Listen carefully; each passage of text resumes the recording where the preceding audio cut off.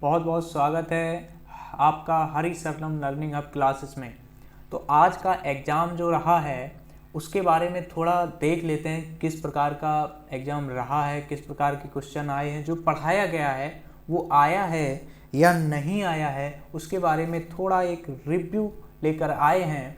जल्दी से जल्दी क्वेश्चनों को देख लेते हैं और जो भी आपके डाउट हों वो ज़रूर आप कमेंट में बताइए।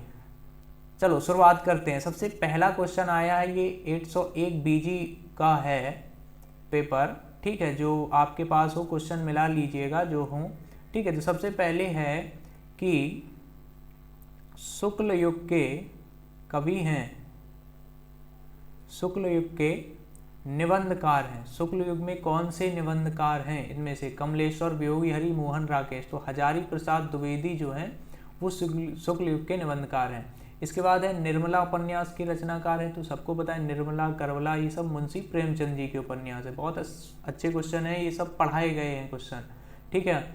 अपनी खबर रचना की विधा है। अपनी खबर कौन व्यक्ति देगा, किस विधा में? सीधा सीधा आत्मकथा विधा में कोई भी व्यक्ति अपनी खबर देगा।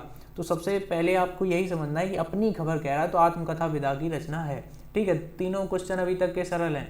रामधारी सिंह दिनकर की रचना नहीं है। अर्धनारीश्वर, अजातशत्रु संस्कृत के चाणक्य। देखो क्वेश्चन पूछ रहा है कि रामधारी सिंह दिनकर की रचना नहीं है, मतलब इसमें 3 रचनाएं हैं रामधारी सिंह दिनकर की। कौन कौन सी? अर्धनारीश्वर, अजातशत्रु, संस्कृत के चाणक्य, ये तीनों इनकी हैं, लेकिन रेती के फूल नहीं है। तो ये वाला आंसर करेक्ट होगा, ठीक है। तीनों क्वेश्चन सरल हैं। गुनाहों के देवता के लेखक हैं धर्मवीर भारती। बहुत सरल क्वेश्चन है, धर्मवीर भारती हैं गुनाहों के देवता के लेखक। इसके बाद निम्नलिखित में कवियों में से किस कवि को राष्ट्र कवि का सम्मान मिला है? सूचनानंदन पंत को नहीं मिला है, सूर्यकांत त्रिपाठी जी को नहीं मिला है, महादेवी वर्मा को नहीं मिला है। किसको मिला है? मैथिली शरण गुप्त जी को मिला है। इसके बाद देखते हैं रामचंद्रिका के रचनाकार हैं केशवदास जी हैं। कौन है? रामचंद्रिका के केशवदास जी हैं। ये नहीं है, ये भी नहीं है।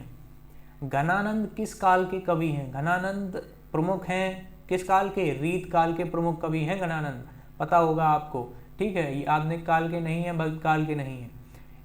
8 के 8 क्वेश्चन बहुत सरल हैं, आपको पक्का नंबर ये 8 हो गए आपके।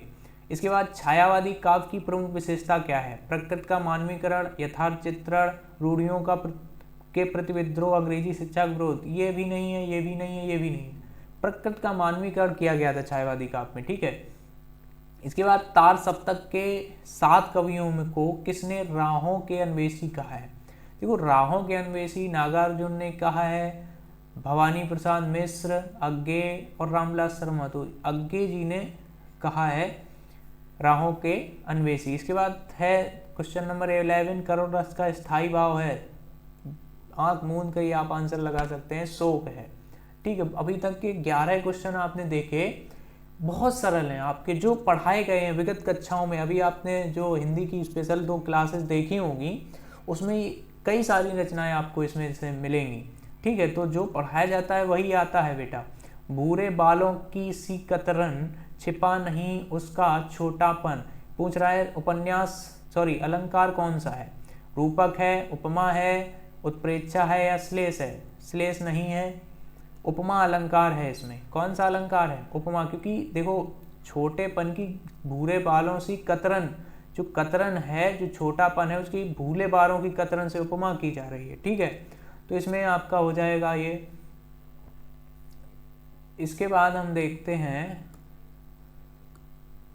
छंद पढ़ते समय आने वाले विराम को क्या कहते हैं? जब आप छंद पढ़ते हैं लय में तो उसमें विराम लेते हैं तो उसको क्या कहा जाता है? देखो मात्रा अलग होती है, गति भी अलग होती है, ठीक है, लय भी अलग होती है, क्योंकि लय में हम पढ़ ही रहे हैं।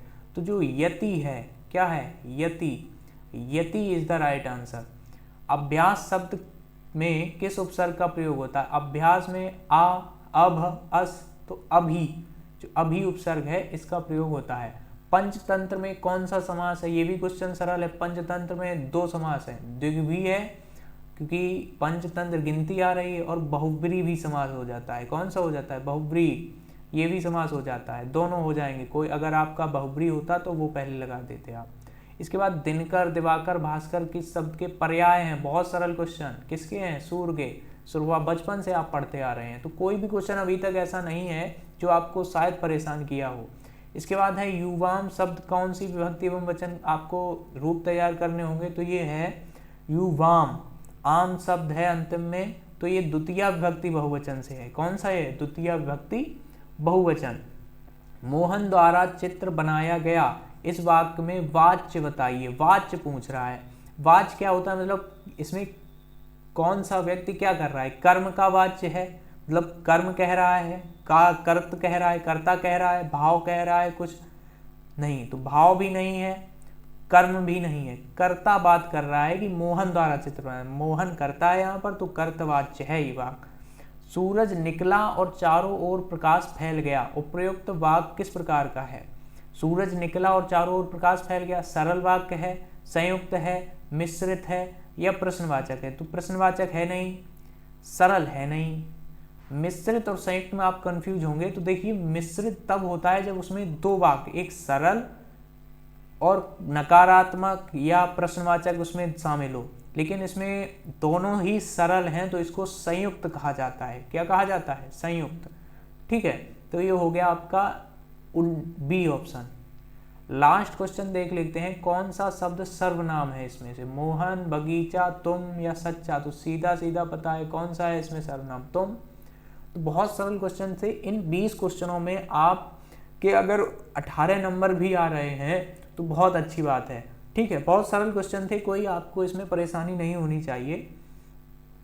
इसके बाद दूसरा खंड है, प्रश्न नंबर 1 है कि निम्नलिखित गद्यांश पर आधारित प्रश्नों को उत्तर दीजिए। गद्यांश आता है, हमने बताया था आपको।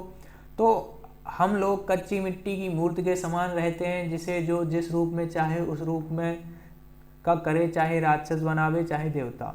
ठीक है, ऐसे लोग का साथ करना हमारे लिए बुरा है जो हमसे अधिक दृढ़ संकल्प के हैं। ये आपका है शायद मित्रता का, किससे है? मित्रता चैप्टर से है, आचार्य रामचंद्र शुक्ल का है। मित्रता चैप्टर से है, आचार्य रामचंद्र शुक्ल का है, आचार्य रामचंद्र शुक्ल का है। तो सीधा सीधा आपको संदर्भ लिखना है। प्रस्तुत गद्यांश हमारी पाठ्य पुस्तक हिंदी के कौन से चैप्टर? मित्रता से लिया, जिसके रचयिता रामचंद्र शुक्ल हैं। बहुत सरल हो गया, 2 नंबर आपके इसके तैयार हो गए तुरंत संदर्भ के। फिर कह रहा है किन लोगों की संगत करना हमारे लिए बुरा है? आंसर देखिए, जो अधिक दृढ़ संकल्प के हैं, क्योंकि उनकी हर एक बात बिना विरोध के मान लेनी पड़ती है, इन लोगों की संगत नहीं करनी चाहिए। ठीक है, नेक्स्ट क्वेश्चन पर चलते हैं। अथवा में है अजंता संसार की चित्रकलाओं, तो अजंता सीधा सीधा चैप्टर दिख गया, तो आप इससे कर सकते थे। दूसरा क्वेश्चन है, निम्नलिखित पद्यांश पर आधारित दिए गए प्रश्नों के उत्तर दीजिए। दूसरा प्रश्न देखिए, दूसरा प्रश्न है, किलकित कान घुटरुअन आवत, मनमय कनक नंद के आंगन, बिंब पकड़वे धावत। ये शायद हैं सूरदास जी के पद। किसके हैं? सूरदास जी के पद हैं। ये पद में पहला ही चैप्टर है, सूरदास जी के पद हैं ये। ठीक है, तो बहुत सरल हैं इनकी। आपने अगर एक बार भी इसको पढ़ा है तो आसानी से आप, जो कान्हा है घुटरुअन आवत, मतलब घुटनों के बल चल रहे हैं, बचपन की जो लीलाएं हैं उसका वर्णन है इसमें, मनमय कनक नंद के आंगन में। ठीक है, तो इस प्रकार से इसका संदर्भ हो जाएगा। प्रस्तुत पद्यांश हमारी पाठ्य पुस्तक हिंदी के सूरदास के पद से नामक से लिया गया है। ठीक है, रेखांकित अंश की व्याख्या करनी है आपको, इतनी ही व्याख्या करनी, केवल 2 लाइनों की। इसके बाद है अगला क्वेश्चन है, किलकित कान घुटरुअन पंक्ति में प्रयुक्त अलंकार बताइए। तो किलकत कान 2 बार का प्रस्तुत हो गया, 3 बार, तो आप लगा सकते हैं अनुप्रास अलंकार। कौन सा? अनुप्रास अलंकार। आसानी से 1 नंबर 2 नंबर इसमें मिल जाते हैं। ठीक है, इसके बाद अथवा में 1 दिया है, 1 आपको मिल गया, बहुत है। क्वेश्चन नंबर 3 पर चलते हैं। क्या है? संस्कृत गद्यांश का हिंदी अर्थ में अनुवाद कीजिए संदर्भ सहित। इयम नगरी विविध धर्माणाम संगम स्थली, महात्मा बुद्ध तीर्थंकर पार्श्वनाथ। हमने बताया था कि इसका संस्कृत में भी एक पार्ट होता है, पिछली क्लास में ही हमने बताया था। तो संस्कृत वाले का हमको हिंदी अर्थ करना पड़ता है, उसका क्वेश्चन आंसर भी होते हैं, आगे आपको मिलेंगे। ठीक है, तो वही देखिए आ गया, पहला हमने पार्ट बताया था भारतीय संस्कृत महत्वपूर्ण है, उसी से ये लाइनें दे रखी हैं, भारतीय संस्कृति ही, संस्कृत नहीं है, संस्कृति है, संस्कृत होता है भाषा, संस्कृति होती है हमारी सभ्यता, ठीक है। तो ये इससे दिया गया संदर्भ केवल नाम लिखना होता है चैप्टर का, ठीक है, क्या लिखना होता है, नाम। इसके बाद इसका जो अथवा में भी दे रखे हैं, ठीक है, ये भी आप सरल हैं, इसका आप अनुवाद अच्छे से कर सकते हैं। इसके बाद नेक्स्ट क्वेश्चन है चौथा, संस्कृत श्लोक का संदर्भ सहित हिंदी अनुवाद। सर्वे भवन्तु सुखिनः, सर्वे सन्तु निरामया, सर्वे भद्राणि पश्यन्तु, बताया था हमने ये कल श्लोक बताया था, वही श्लोक आ गया देखिए, ठीक है। तो इसमें कोई दिक्कत नहीं हुई होगी। इसके बाद देखते हैं क्वेश्चन नंबर 5, अपने पठित खंड काव्य के आधार पर दिए गए प्रश्नों को उत्तर। खंड काव्य देखिए प्रत्येक जिले में अलग अलग होता है, ठीक है। जैसे हमारे यहाँ के औरैया, इटावा और आप देख लीजिए जालौन आसपास के जो जिले हैं, यहाँ पर तुमुल खंड काव्य चलता है। कौन सा चलता है, तुमुल खंड काव्य।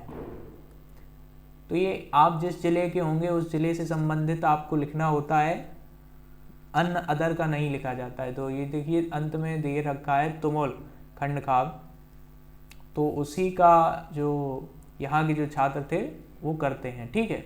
इसके बाद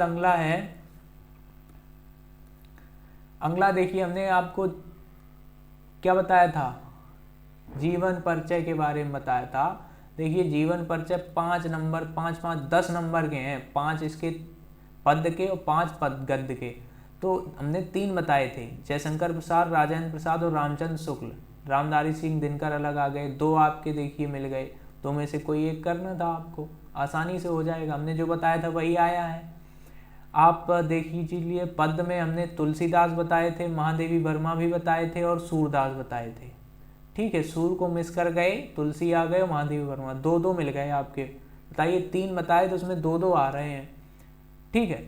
इसके बाद क्वेश्चन नंबर 7 है कि कोई श्लोक लिखना है। श्लोक भी हमने बताए थे, 2 आपको बताए थे, एक आ गया उसमें दूसरा वाला लिख दीजिए, ठीक है। अपने मोहल्ले की नालियों की समुचित सफाई के लिए नगर निगम को पत्र लिखना था, ठीक है।